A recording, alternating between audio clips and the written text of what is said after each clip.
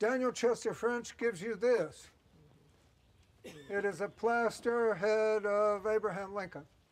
So the nice thing about the studio in this museum is that you understand the methods that a sculptor uses, and we all still use, to make sculpture. Number one, you model it, you do drawings and studies from life, then you model your work in clay. The clay then has mold makers. They come in and make a mold of the clay, take the mold off, and make a cast from the plaster mold. This is the cast from the plaster mold. This was made in clay. All right, so there we are. So the question is, how do we go from here to the marble sculpture? There's two ways to do that. One is to enlarge it so that this head would be made this big or however bigger you want. I will try to answer your questions about that later, but that is a technique done with calipers based on spherical geometry. Euclid did plane geometry. This is spherical geometry. It has to do with things in 3 dimensions. That takes a while to explain. The other way is, suppose we want to make this head exactly the same size in marble. That I can show you, and that's what I plan to show you. So the first thing you do is you take your plaster head, depending on what kind of base it has, and this has a very narrow collar. Sometimes it has a larger base. But because it has a very narrow collar, I have mounted it on a piece of marble. And then I have set up 3 points. These 2 are called false points. False points because they're not actually on the sculpture. 1, 2, 3 on top. Now that third one is made with a little tack, which I have brought here so I don't lose. This is a copper tack. It's a small tack like you would use to tack down your carpets. It's copper because it doesn't rust. And it's softer than steel. So you put a little hole in the top of it with a little hand drill. And that tack is mounted here on top of the head, slightly above the highest point of the crown of the head. So the principle here is that these 3 points and this head cannot move in relationship to each other. They always have to stay 1-to-1, exactly right. So you plaster. I've taken 2 little blocks of marble and put little holes in them and put this up here and plastered this down, the head and these, so that they always stay in the exact same relationship to each other.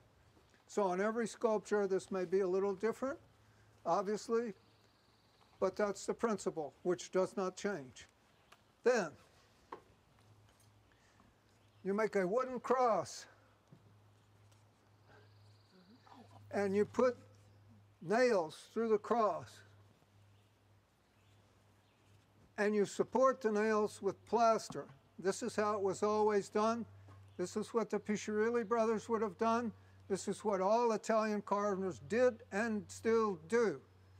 And the reason you do this is because you want these not to be flexible at all. Everything has to be stiff. And so with a nail this long, if you put weight on it, it could flex. This gives it strength, so it doesn't flex. Now, you make this cross to fit precisely on those 3 points that you have. Okay? So, if 3 points on your model are exactly the same as 3 points on your marble, then the 4th point will transfer 1-to-1, exactly. And what we're talking about is an accuracy within the dot of a pencil mark. Wow. So if I sharpen my pencil and put a dot on the sculpture, just a dot, that's how accurate I want this to be. We're talking like a thousandth. because when you're Daniel Chester French or any other sculptor, you want an artisan, artigiani in Italian, to copy your work exactly as you wish. And an artigiano is much more than a mere craftsman. They understand the artist's intention. They can read their models. They know them personally, and they try to make their sculpture exactly as if the artist had their own hands on it. And then the artist will put their own hands on it in the end, when it's finished. They may do some retouching. In fact, generally that's what happened. And I'm sure Chester French did that too. So, you set this up, and then you put your same 3 points on your marble. One on the top, and 2 here. So it transfers 1 to 1. All right, where's the 4th point? The 4th point is right here on the end of this needle. So this little toy, it's a tool, it's called a macchinetta in Italian. A macchinetta literally translates as little machine. There's no machine here. In English, we would call it a device. It's called, commonly among artists, a pointing machine, macchinetta. So this macchinetta can be clipped on to the cross anywhere you want. So everything in sculpture, as most of you know, first of all, I need 2 hands because I'm not used to being a performer. Most of you know this, that sculpture is made in planes. And when you're carving, the planes that you first carve are not on the actual artwork. They're in front of it. They're the planes in front. Your facial plane would be from here to here, here to here. Side planes would be over the top of my shoulder and beside my head, right? So the first thing that happens, now what I've tried to do here, before I tell you what's going on, and I'm going to tell you what I've tried to do. I've tried to make one piece here that will demonstrate each phase of the process, all right? So there are a few phases. The first one is called roughing out. So by way of explanation, you pick a point on your sculpture that you want. In this case, the plane in front of a sculpture would be here on the nose. Why? Because that is the thing closest to you in the marble. Marble is carved top to bottom, front to back. That's the way it's always been done. And that's the way it's still done. There's not much rules to marble carving. There's only a couple. 1, don't break it. 2, don't undercut yourself. Yeah. That's right, because if you have to back something up in the stone and you're undercut, you have no more marble. That's right. Right? So it's marble. That's what this is. This comes from Italy, comes from the Apuan Alps.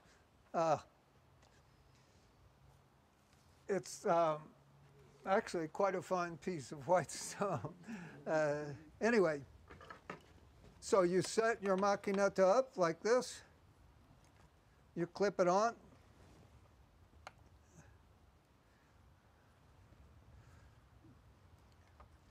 And you find your point where you want to start.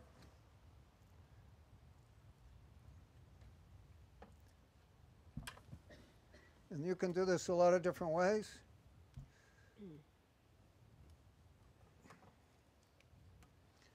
And you look at that point, which is now almost erased, and you set your needle on it like that. And then you take this, stop. And what you do, the rule here is soft on soft, hard on hard. Plaster is considered soft, marble is considered hard. So when you set the needle down on this point, You don't jam it all the way down right onto the nose or the point of the plaster, anywhere. You leave a tiny little bit of airspace, and I will explain that in a minute. But you don't quite touch it. All right? And then you stop this down, you pull it back, and then you can put it on your stone.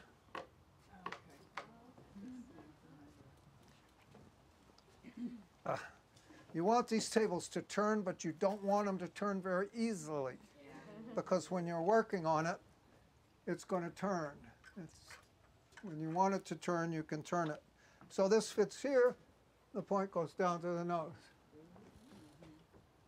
Do you see that? Now, in this particular case, I've carved all the way down to the nose. So what you're seeing now is the end, the finish point, not the beginning. All right? But just to show you how this machine works. All right? And we will use it a few times. Now, marble carving is slow. Stone carving is inherently slow. If you want to know what time looks like in its material form, this is what it looks like, a block of marble. This is time, right? If I just turn it a little bit towards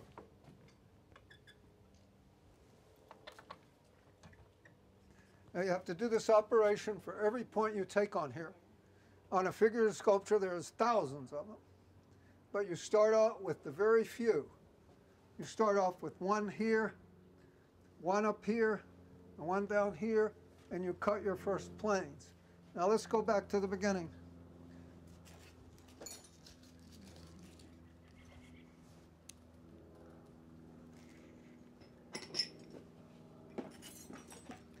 We're talking about roughing out. This is already roughed out, but you had to get it out of here. So how do you do that? The first thing you use is called a scapezzino in Italian. It's a pitching tool in English. These are pitching tools. They come in various sizes. They're slanted on the top. This is the leading edge. That's what you use. So I've got to get down to his head.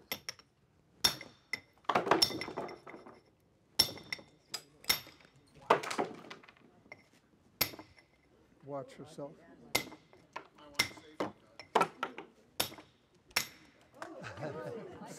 I'm sorry.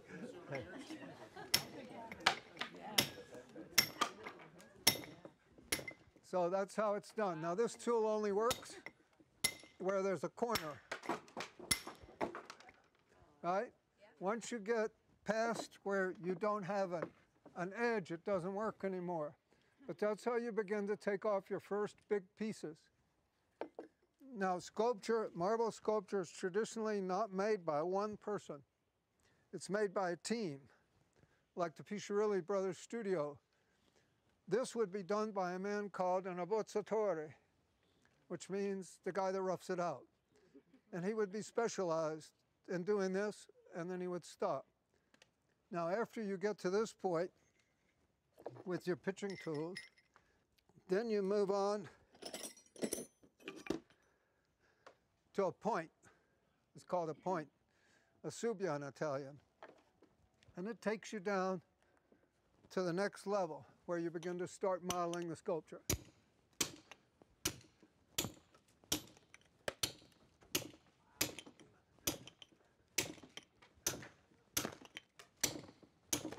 And you can see it's not easy.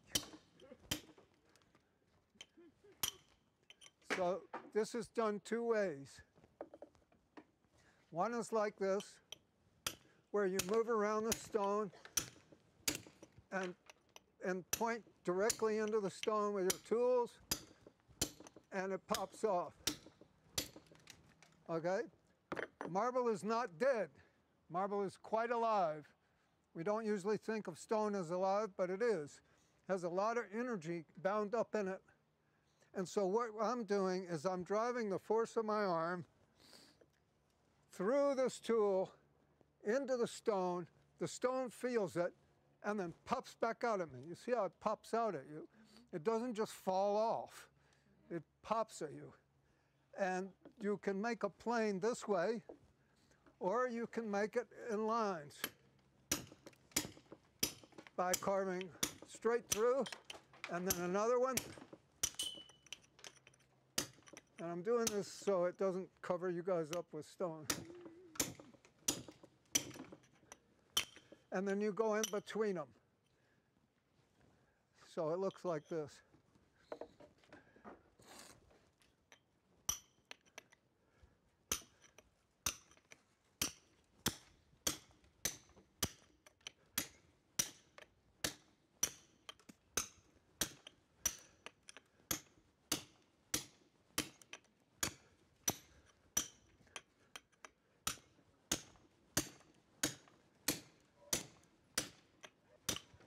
So you're making a plane this way, okay? Everything is in plane. So it's either this way or this way. Now, what does that look like? It looks like this. All right, if I were to continue over here to rough out his head, this is what it looks like. They're main planes. Now you can see that I'm not just poking at this thing, I'm hitting it. And you have to hit it hard, and if your hammer's not coming back up by your ear, you're not really doing enough work. So this is the main plane on the side of the head, which corresponds to the main plane on this side of the head. And because marble is crystalline, when you hit it with a point that hard, it bruises. It does.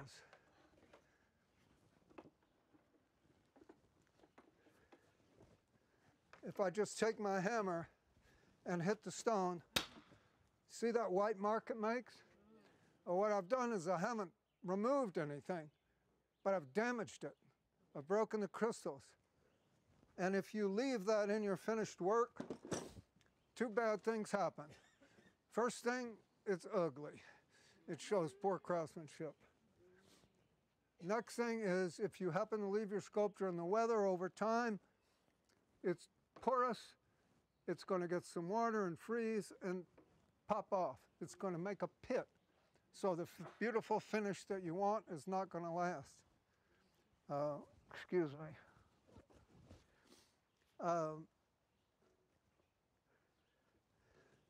So when you're doing this work, because it bruises, these marks are 1 finger distance away from the sculpture. By 1 finger, I mean this, the distance between the end of your finger and your first joint. That's it. Now I've carved this just so you can see if this is this distance here, right? So when you carve marble, you make a few passes over the sculpture. First, the whole sculpture would be roughed out and look like this texture here. The whole thing. This far away, it's like a marble shell over your form. All right, we're just talking about the planes in front of the sculpture. The next pass you make is 1 pencil width above the form. So instead of this far away, it's that far away, right? That's what this looks like, where these little X's are. Now, because a sculpture passes from one man to the next on an assembly line, there has to be a universal language so that each artisan, each craftsman knows where the other one was, because he has to follow him. So when we take the points roughing out like this, we put a little cut in the stone just there, and then we mark it with our pencil, or with a dash. This is sort of a universal language of marble carving.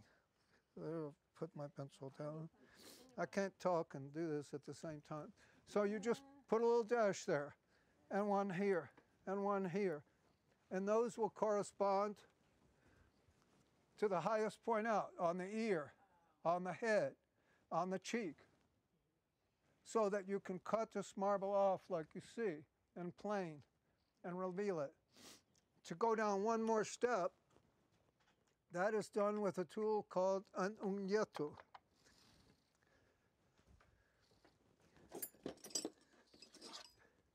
We don't have English words for everything. This is an unguento. Unghia in Italian means fingernail, nail, or talon. So that's what it is. And it has a very strong neck, right? Now, some people call this in English Cape chisel because of the shape of the neck, and I'm not sure why they call it that. And other people call it a bullnose, which is fairly descriptive of what the tool is. But the Italians call it an unguento. And they come in different sizes. These are smaller ones. Because you're going to get closer to the sculpture, you scale your work down. Use smaller hammers, smaller tools.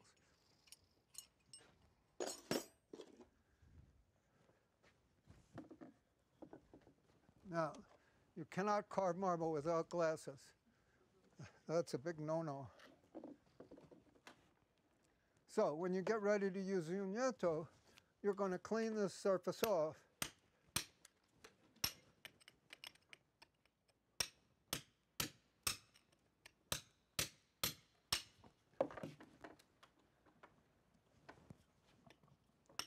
And you're going to follow your sculpture, leaving a pencil width in front of it. And how do you know that? You know that because you're using your macchinetta to tell you where the point is and how far away it is.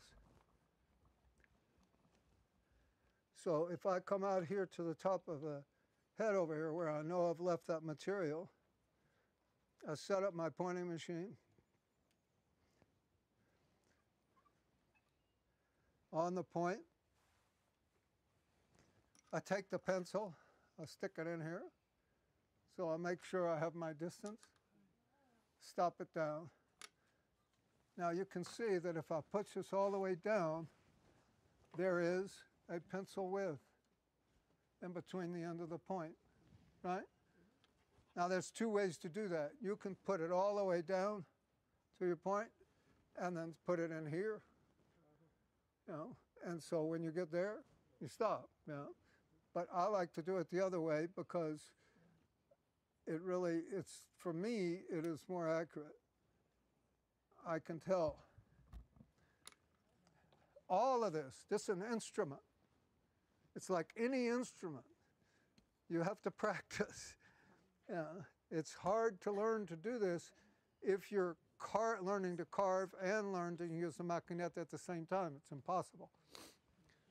You have to know your carving first. So now,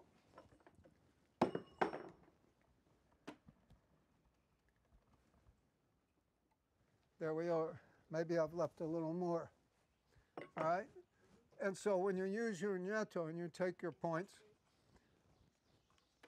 you put a little X there.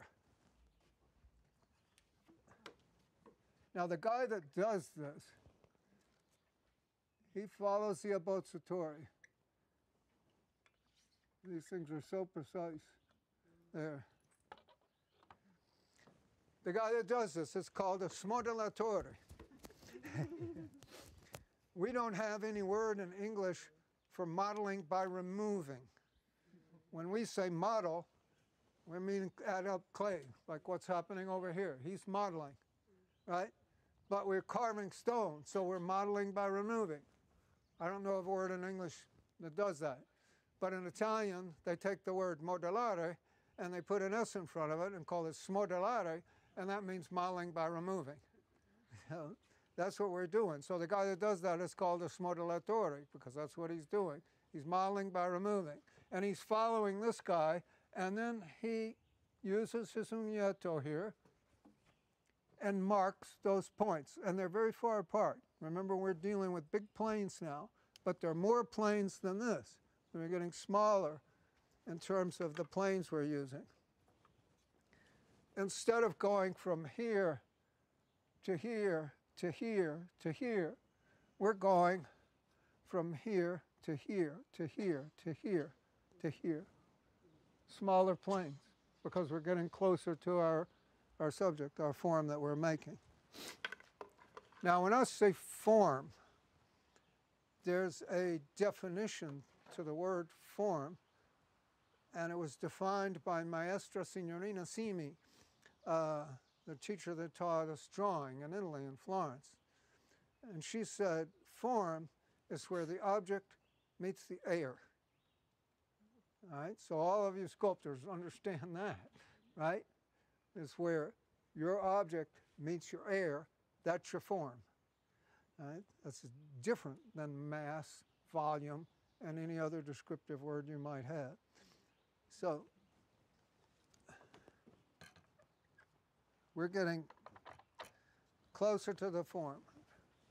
So the smodellatore uses ugnetti. You can also use, if you see pictures of Michelangelo's work, it's unfinished, he would use an ugnetto to carve like in here. Naturally, a smaller hammer and a smaller tool, because he's dealing with a smaller plane. The planes on the inside of your eye, for instance, there's like 7 of them. Right? All right, so that's what happens.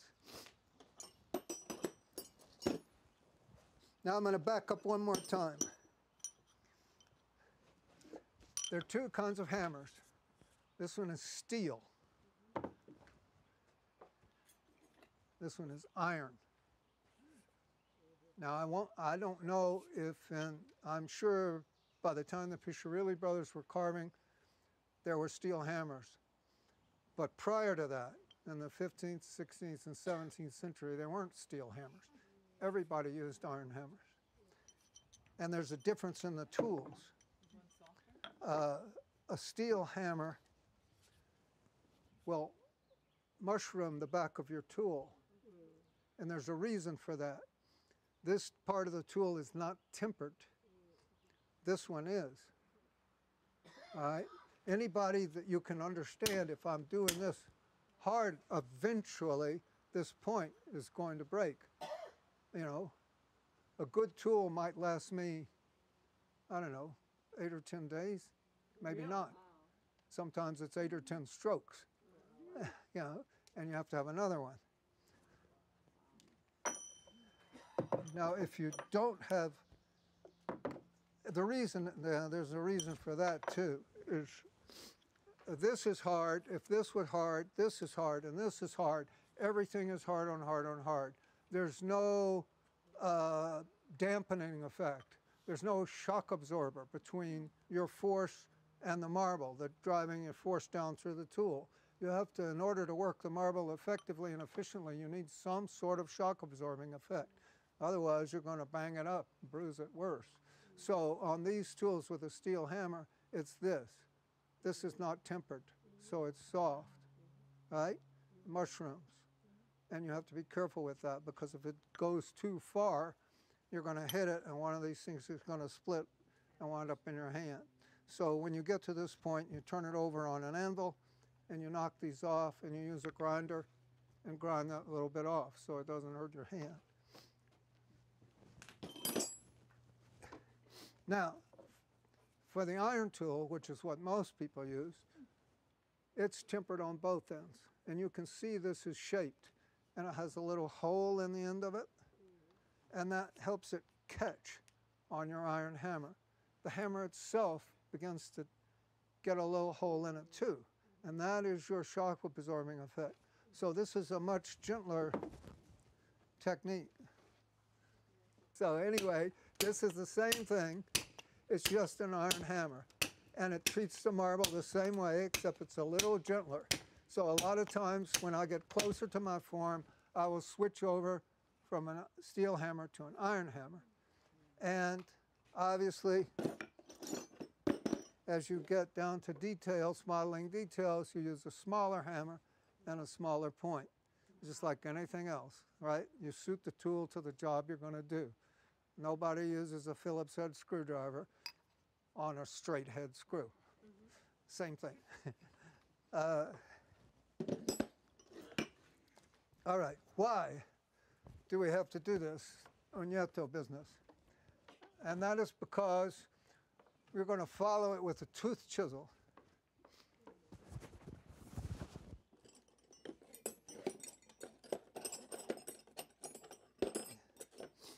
Now, you actually model your form with tooth chisels. They're these. They have little teeth on them, right? And you can see the teeth are small. So if you're on a surface like this, you can't get all the teeth on the stone at one time. So some of the teeth are going to be forced harder than the other ones, and they're going to break. And you can't use your tool anymore. And these cost $32 a piece, right? Or something like that. So in order to model a form, you have to have all the teeth on the stone at once. So that's why you make this texture.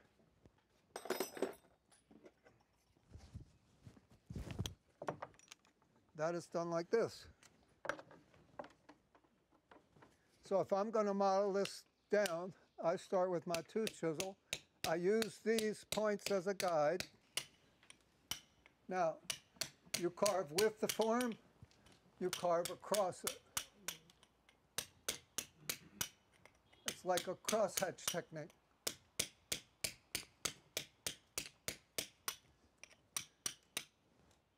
Okay? So if I'm carving an arm, this is with the form. This and this are across it. You do that because you have a main plane, a side plane, three-quarter plane, and you want to have transition planes, so they go this way, right? So what I've done is I've left a little tooth chisel work here so you can kind of see what it looks like. And this carving here is done all the way down to the surface of the marble. Now I've left it a little long on this part where I'm doing right now. Yes, it takes time. So what you can see up here on the hair, for instance, I've used the tooth chisel to connect these points, to connect the planes. And these points are down on the surface. And so how many do you take? Where do you take the points? You take the points on any salient anatomical feature. So your salient anatomical features are the end of your nose, the bone, and here at the attachment, your eye, the top of your, right? Any place you need. You take as few points as possible. In Italian, they say pochi punti ben spartiti. That means a few points well spaced. They also say tutti punti sono uguali. That means every point is equal to another one's. There are no special ones. Just because you're taking a point on the eye, it's no different than a point on the hair. You have to be accurate all the way through. All right? The man that told me those things was named Vincenzo Donati. He was a smodellatore in Pasquini's studio. None of this is coming from me. There's no Fred here. He's a medium that's passing on to you what the Italian techniques were that they developed over centuries and what the Piccirilli brothers did to carve Daniel Chilster French's sculpture. So I take absolutely zero credit. I can just hope I explain it to you well enough to where you'll understand it. If I don't, ask me. So then what happens? You connect these planes with the tooth chisel and you begin to carve your form. If you want to see the most advanced, beautiful tooth chisel modeling in the world, look at some of Michelangelo's unfinished sculpture. It's absolutely, I mean, he was famous not only for his aesthetic and the beautiful work he did, but because he developed this technique with the tooth chisel beyond anyone else at his time. Now, what's the problem with all this is there are no more blacksmiths to make us these tools. So a guy like Chester French, the Piccirilli brothers, although no one mentions these people, there is a blacksmith in all of these studios. sometimes more than one. And they are extremely valuable because without them you don't have tools, you don't have any way to repair them. And yet they're just completely overlooked for some reason. I think most art historians are interested not so much in technique, but in anecdotes and history and things like that. For us to carve marble, the lack of blacksmiths is a huge problem. Anyway, the next tools you use will be flat chisels. These are flat chisels. They come in different sizes too. The profile of these chisels is very thin because they have to be sharp. All your tools are sharp. They're not sharp like knives. They're sharp like ski edges or snowboard edges. So if you run the tool over your fingernail, it'll pick up a little bit of nail. I mean, you're not chipping stone at this point, you're cutting it. And so your finished work may be done with a very little hammer, or if it's super fine,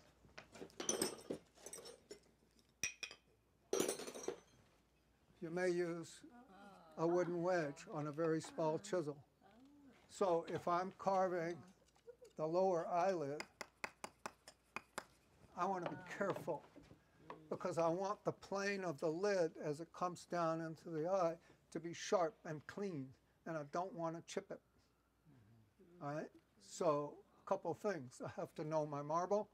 I have to know where the grain in the marble is. I have to have a sharp tool. I have to look out for what I'm doing and be careful. When you mess it up, you're done, right? You're driving your race car in your Indy 500 and you hit the wall. That's what happens to you. You have to start over, literally. That's why you carve from front to back, because if you make a mistake, you can take the whole thing and back it up in the stone and you haven't lost everything. If you don't have any more stone back there, you've lost everything and you've got to go get another piece of marble and start over again. And unfortunately, we who do this are poorly paid. And they've always been that way. I'm sure Chester French must have treated his people fairly. I can't say they've always been that way, everybody, but in general. So you can't make mistakes. When one has a commission to carve a piece of sculpture for another artist, you can't put a mistake factor in there. Oh, I need to have a little $10,000 cushion here so I can go over to Italy and get another piece of marble and send it back to the United States. Nobody's going to go for that. They hire you not to make mistakes, and you better not make them. So that's why you do this. Right? Carefully, lightly, sharp tools. Now you sharpen the tools on sharpening stones. This is a sharpening stone. It's a piece of red sandstone. You can use pietra serena from Italy, pietra dura from Settignano, where Michelangelo came from. Now here today, we have diamond sharpener, diamond laps. The Piscirilli brothers in the 1800s didn't have those things. They had these things, right? And you put water on it and you sharpen your tools. You can see the grooves here where I've carved into the stone, sharpening my points.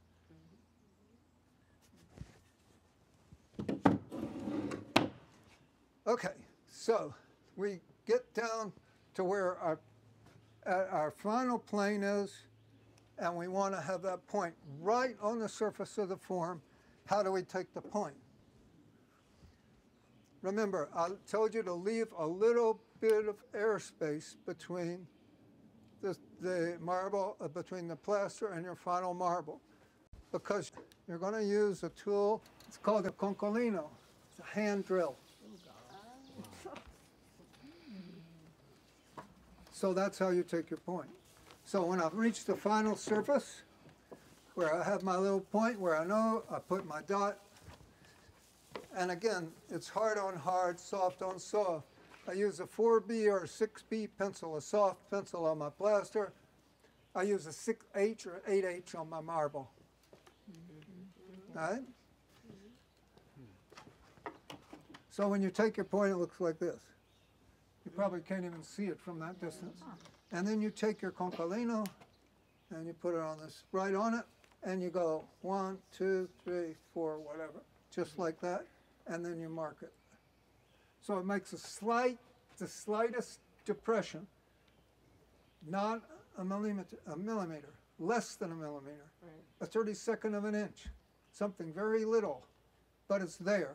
And the reason that it's there is because when you take these points, like if you put them on here, like these are very shallow because I'm almost at the end of this. The dust from working, if they're just sitting on the sculpture, will wipe them off. And you don't have them anymore. So by putting a slight depression in there, you take up that little bit of airspace and the pencil point remains in a little shallow depression so it doesn't get wiped off with the dust. Now a lot of this sounds really silly and simple, but believe me, if you're trying to learn to do this all by yourself and nobody tells you these things, you will never get it all. There's a lot of little details to this craftsmanship, and they're all important. And it takes time and practice to learn it. No different than if you were trying to play the piano or a violin or any other instrument.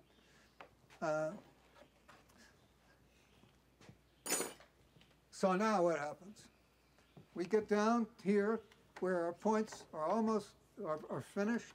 We're on the finished surface and we have to finish the sculpture. We have to actually do the surface of it, the form itself. That can be done in different ways.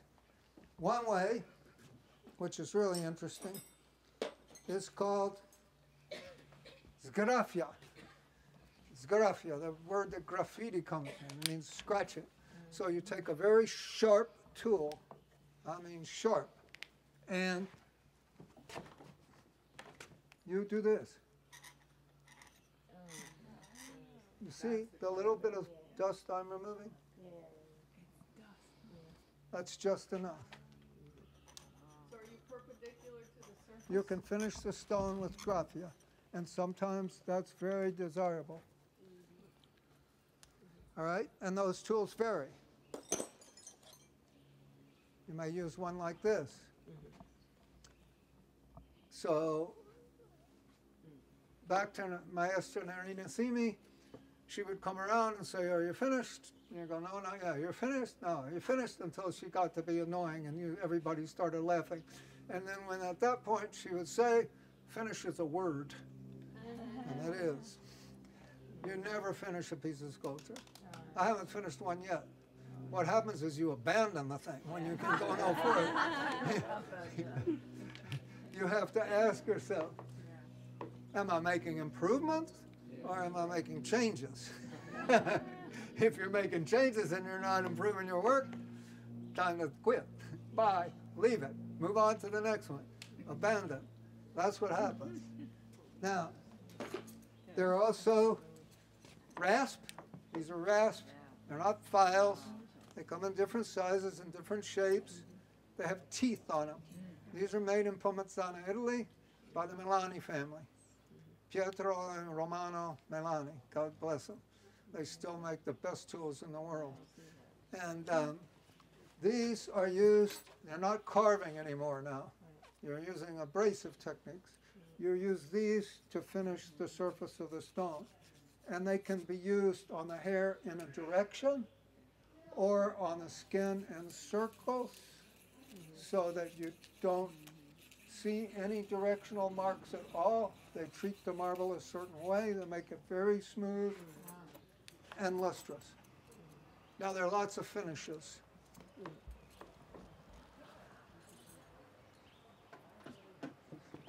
This can be a finish. If you want to have part of your stone left like this as a contrast. You want to, generally in marble, there's a very short range of light and dark. I mean, it's all white. So the idea is if you want to carve a black-haired person. How do you do it in white marble? Texture. You carve layers.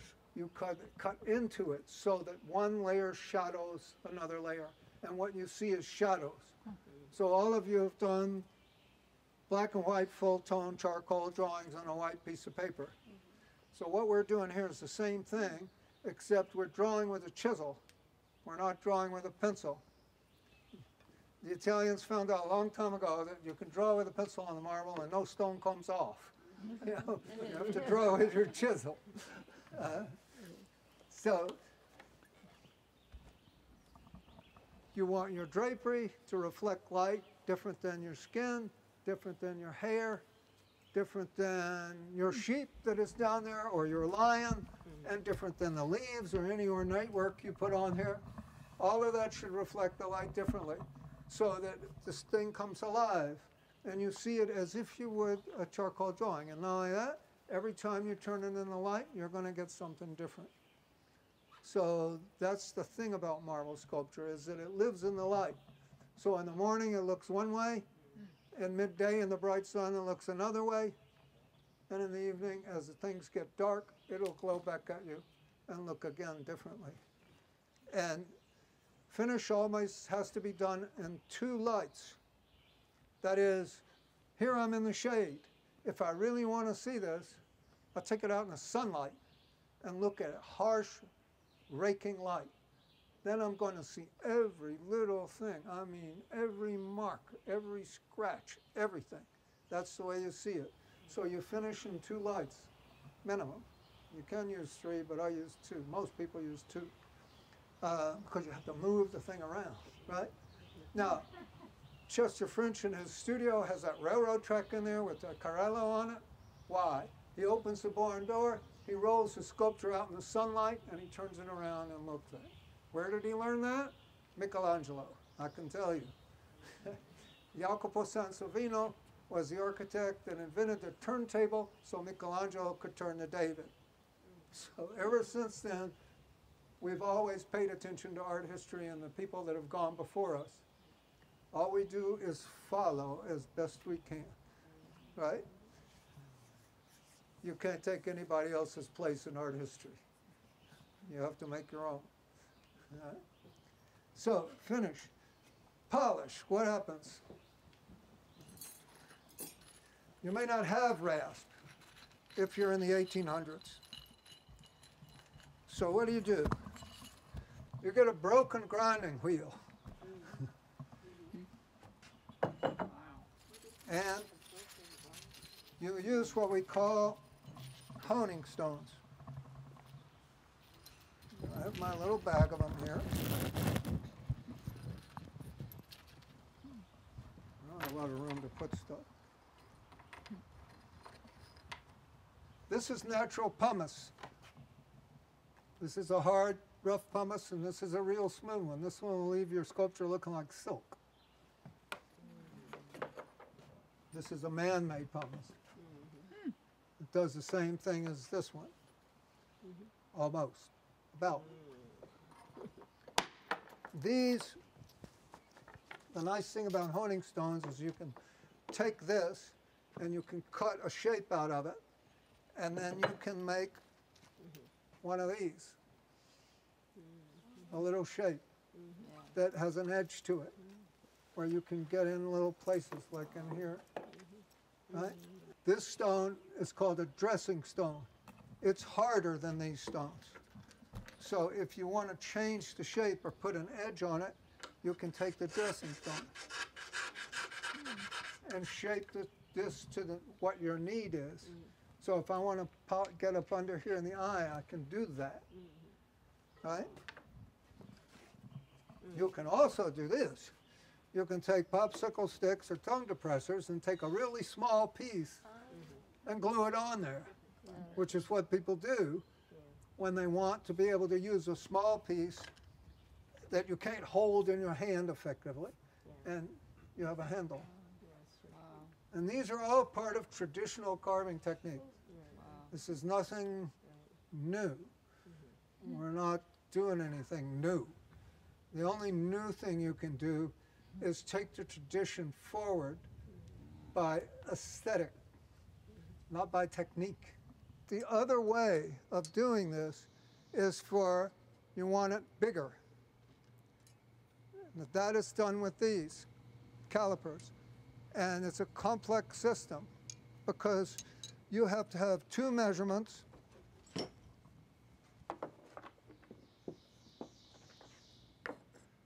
You fix a point at the top of the bottom, and from that point you have a measurement here.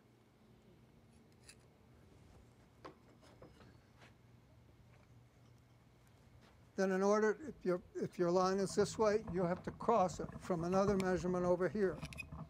So that, once again, I'm pencilless. I have terrible time with pencils. Anyway, you want a cross, a definite cross.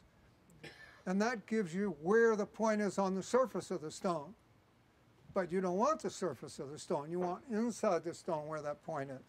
So you have to have what's known as a kala, a drop. That's this. Pulls down into the stone. So you have to come back here somewhere and get a measurement that'll take you down in the stone. Now the key to all of this stuff, whether it's a point with the machinetta or a point with the calipers, is you do this by eye. You're not interested in a point at all, really. What you're interested in is the plane that the point sits on. So if you have a plane and you can set your pointing machine perpendicular to that plane, that helps you because it's easier for you to see that. But suppose I'm doing this.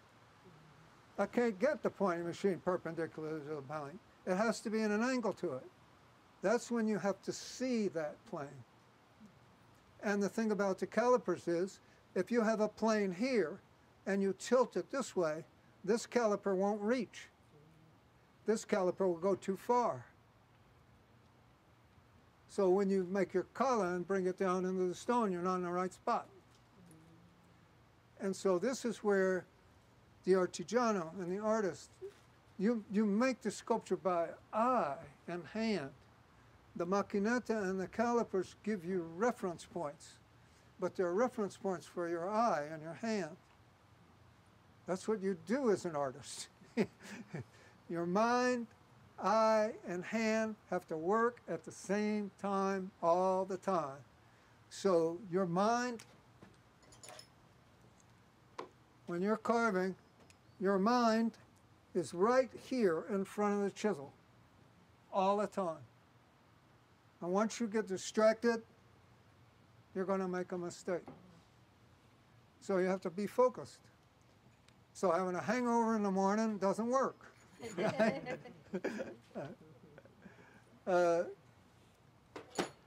So this caliper technique is I'm just trying to just give you a taste of it.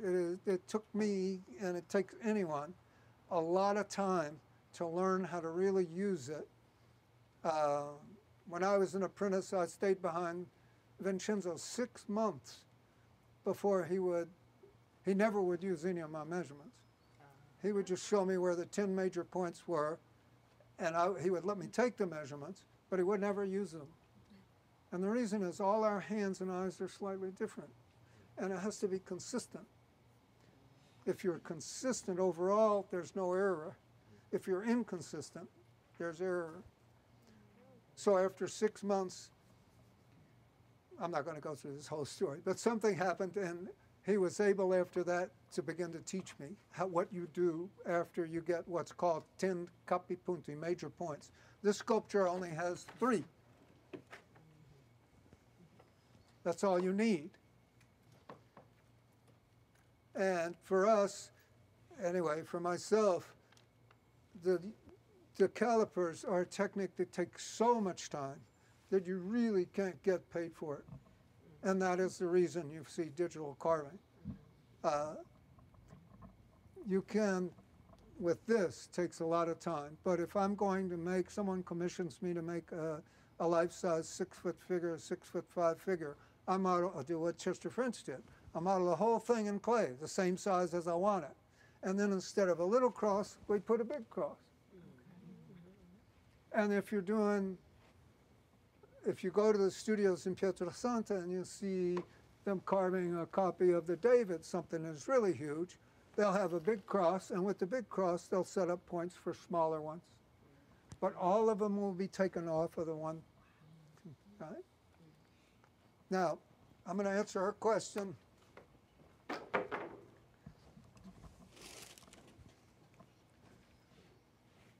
When do you go around to the back? It's a very valid thing to know, is that when you're perfectly safe, you know that everything's okay, there's nothing that you don't want, you haven't made any mistakes. But how do you reach it? So sometimes you can reach it with your macchinetta, and sometimes you cannot. So you unscrew your macchinetta and you put on a curved stick. So now you clip this here, and the macchinetta is over here instead of over there, and you can reach it. And it's still right? accurate. And sometimes you have to take this and set up a second cross on the other side. So you reach around with your macchinetta and you make 2 more points over here. Leave this one the same, and then everything rotates around this way. Now, where do you put this thing in the first place? You notice I put it over here on the side. Why? Because if I put it here in the front, I can't get direct points into my nose, into my eyes, because it's got to reach around this thing, like that, right? But I'm doing Lincoln's face. I'm carving this for Chester French. I want to get it as exact as possible, and I want my points to be as much as possible perpendicular to the plane that it sits on. So I set up my points on the side. So my pointing machine goes around this way. Right? And it just depends on the size of your work and what configured. Like we were talking about the Andromeda in there, which is a reclining figure. Well, how do you put the pointing machine on that? You have to have a post in the middle of the figure sticking out of her belly in order to set it up? Not necessarily. This, instead of being curved, is straight. You put your pointing machine on her like that. Right? So this varies depending on what your form is, what your sculpture is. And so one has to keep a type of flexible mind. You have to have a sort of understanding of the way marble works and how to remove things. We're not used to, I teach beginning carving to people all the time. I taught a class last week in New Mexico. It's interesting to try to get to people to see into a stone and how to develop it, how to do this so that the stone, the sculpture is born from the block. And that's our concept.